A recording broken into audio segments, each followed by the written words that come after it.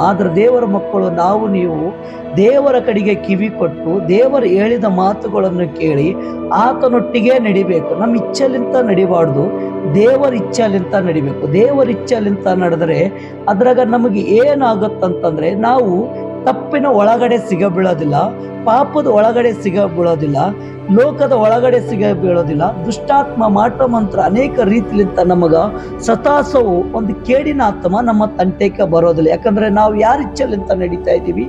ದೇವರ ಇಚ್ಛೆಲಿಂತ ನಡೀತಾ ಇದ್ದೀವಿ. ದೇವರ ಮಕ್ಕಳೇ, ನಾವು ಯಾವಾಗಲೇ ಎಷ್ಟೇ ನಾವು ಬೆಳೆದರೆ, ಎಷ್ಟೇ ದೊಡ್ಡವರಾದರೆ ನಾವು ದೇವರ ಇಚ್ಛೆಲಿಂತನೇ ನಡಿಬೇಕು.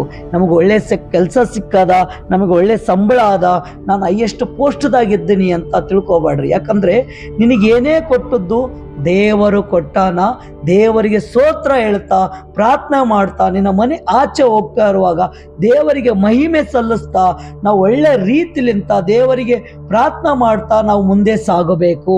ನಾವು ಯಾವಾಗಲೇ ನನ್ನಿಂತಾನೆ ಆಗ್ಯದ, ನಾನು ಗಳಿಸೀನಿ, ನಾನು ಮಾಡೀನಿ ಅಂತ ಅದು ನಿನ್ನ ಬಾಯಲಿಂತ ಶಬ್ದ ಬರಬಾರ್ದು. ಯಾಕಂತಂದ್ರೆ ನಿನ್ನ ದೇವರು ಕೊಟ್ಟದು ವಸ್ತು ಮೇಲೆ ನೀ ನಡೀತಾ ಇದ್ದಿ, ದೇವರು ಕೊಟ್ಟು ಕೆಲಸದ ಮೇಲೆ ನೀ ನಡೀತಾ ಇದ್ದಿ. ದೇವರು ನಿನ್ನ ಮನೆಗೆ ಆಶೀರ್ವಾದ ಇಟ್ಟದ್ದೇ ನಿನ್ನ ಜೀವನದಾಗ ಅದು ಮುಂದೆ ಆ ಆಶೀರ್ವಾದಲಿಂತನೇ ನೀ ನಡೀತಾ ಇದ್ದಿ. ನಿನ್ನ ಇಚ್ಛೆಲಿಂತ ಏನಾಗ್ತಾ ಇಲ್ಲ, ದೇವರ ಇಚ್ಛೆಲಿಂತಾನೆ ಆಗ್ತಾನೆ. ನಾ ಮಾಡೀನಿ, ನನ್ನ ತಂದೆ ಮಾಡ್ಯಾನ, ನನ್ನ ತಾಯಿ ಮಾಡ್ಯಾನ, ನನ್ನ ಕುಟುಂಬ ಮಾಡ್ಯಾನ. ಈ ಅಹಂಕಾರ ಇದ್ದವರಲ್ಲಿ ಅವರು ಬೆಳೆಯೋದಿಲ್ಲ. ಯಾಕಂದ್ರೆ ಅಹಂಕಾರ ಬಂದದ್ದು ಶೈತಾನ ಕಡೆಗಲಿಂತ, ಒಚ್ಚಿಕಿಟ್ಟು ಬಂದದ್ದು ಶೈತಾನ ಕಡೆಗಲಿಂತ. ದೇವರೇ ಮಾಡ್ಯಾನಂತ ಅನ್ನೋದು ದೇವರಿಗೆ ಮಹಿಮೆ ಆಗ್ತದ, ಮತ್ತೆ ಅದ್ರಾಗ ಇನ್ನಿಟ್ಟು ನಿಮಗೆ ಇನ್ನ ಆಶೀರ್ವಾದ ಸಿಗ್ತದ. ಆಮೇಲೆ ಅಲ್ಲೆಲ್ಲೂಯಾ.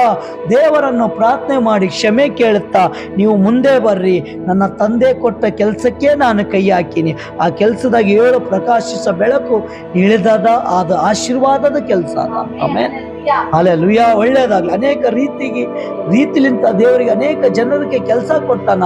ಆ ಕೆಲಸದ ತಕ್ಕ ಅಂತಾನೆ ದೇವರು ನಡ್ಸಕತ್ತಾನ.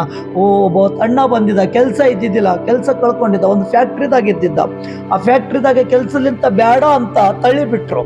ಬೇಡ ಅಂತ, ಹೋಗು, ನನ್ನ ತಂಟೆಗೆ ಬರಬೇಡ, ಕೆಲ್ಸ ಕಡೆಗೆ ಬರಬೇಡ, ನೀನು ಕುಡ್ದು ಕೆಲಸ ಕಡೆಗೆ ಎಲ್ಲಾರಿಗೆ ನೀನು ಕೆಡ್ಸಕತ್ತಿದೆ ಅಂತ ಹೇಳ್ತಾ ಅಳ್ತಾ ಬಂದ. ಒಂದ್ ದಿವಸ ದೇವರಿಗೆ ಸ್ತೋತ್ರ, ನಾನು ಪ್ರಾರ್ಥನೆ ಮಾಡಿದೆ. ಇಮಿಡಿಯೇಟ್ಲಿ ಕುಡಿಯೋದು ಬಿಟ್ಟುಬಿಟ್ಟ. ಆ ನಂತರ 15 ದಿವಸ ಆದ್ಮೇಲೆ ಫ್ಯಾಕ್ಟ್ರಿದವರು ಮನೆ ತಾಕ ಬಂದು ಕೆಸಿ ಕರ್ಕೊಂಡು ಹೋದ್ರು. ಇನ್ನೊಂದ್ಸರಿ ಕುಡಿಯೋದು ಬಿಡು, ಕುಡಿಬೇಡ ಅಂತ ಅಂದ. ನಾನು ಕುಡಿಯೋದು ಬಿಟ್ಟಿನಿ, ನಾನು 15 ದಿವಸ ಆಯ್ತು ಮನೆಗೆಲ್ಲ. ಪರವಾಗಿಲ್ಲ ಬಾ, ಈ ತರ ಕುಡ್ದು ಕೇಸಿ ಕಂಪನಿದಲ್ಲಿ ವ್ಯರ್ಥ ಜಗಳ ಆಡ್ಬೇಡ, ಏನ್ ಮಾಡ್ಬೇಡ ಅಂತ ಅಂದ್ರು. ದೇವರಿಗೆ ಸ್ತೋತ್ರ. 16ನೇ ದಿವಸ ಭಾನುವಾರ ಸಭೆಗೂ ಬಂದ.